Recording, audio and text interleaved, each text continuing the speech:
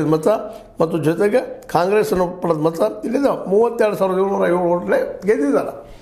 Just ಅರ್ಧ percent ಹೆಚ್ಚು ಕಡಿಮೆ ಆದರೂ ಸಹಿತ ಇದು ಆಗುವಂಥದ್ದು. ಯಾಕಂದ್ರೆ ಲ್ಯಾಕ್ಸ್ವರು ಓಟ್ಸ್ ಇರ್ತಾವೆ.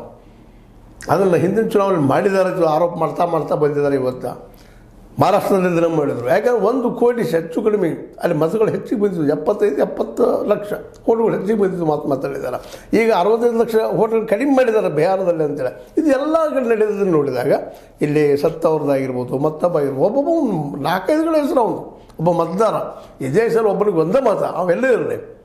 ಇವತ್ತು ಬೆಂಗಳೂರಲ್ಲೇ ಇನ್ನೂ ಅಂತ ಉದಾಹರಣೆ ಕೊಟ್ಟಿದ್ದಾರೆ. ಇಲ್ಲೇ ಏನಪ್ಪ ಅಂದ್ರೆ 33,697 ಫಾರ್ಮರ್ ದುರುಪಯೋಗ ಮಾಡಿಕೊಂಡಂಥ ಮತಗಳು.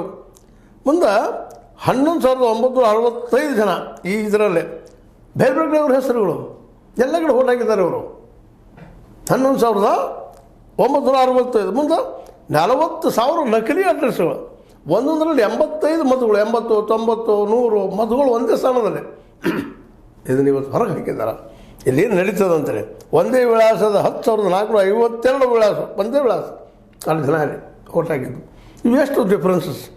40,000, 10,000, 30,000, 11,000, ಇಲ್ಲಿ 45,000 ರೂಪಾಯಿ, 40,000 ಮತಗಳದು.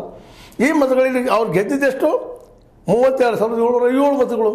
ಅಂದರೆ ಕಾಂಪಿಟೇಷನ್ನ ಲೆಕ್ಕ ಅಂಥ ಪ್ರಸಂಗದಲ್ಲೇ ಇಂಥ ಒಂದು ಎಲೆಕ್ಷನ್ ಕಮಿಷನ್ ತಪ್ಪು ಮಾಡಿದ್ದಾರೆ. ಅಪರಾಧಿ ತಪ್ಪಿದು. ಇದರದ ತನಿಖೆ ಆಗಲೇಬೇಕು. ಈಗಾಗಲೇ ಮಾಡಿದ್ದಾರೆ ಕಾಂಗ್ರೆಸ್ಸಿಗರು. ಅದು ಮುಂದುವರಿಬೇಕಾಗಿದೆ. ಇದು ನಿಶ್ಚಿತವಾಗಿ ಕಿತ್ತು ಹಾಕಲೇಬೇಕಾಗಿದೆ. ಬೋಗಸ್ ಓಟ್ಗಳನ್ನು, ಸತ್ತವ್ರ ಓಟ್ಗಳನ್ನು, ರಿಗ್ಗಿಂಗನ್ನು ಎಲ್ಲ ಚೇಂಜ್ ಆಗಲೇಬೇಕಾಗಿದೆ. ಮೋಸ್ಟ್ಲಿ ಇದು ಏನಾಗ್ತದೆ ಗೊತ್ತಿಲ್ಲ. ಬಟ್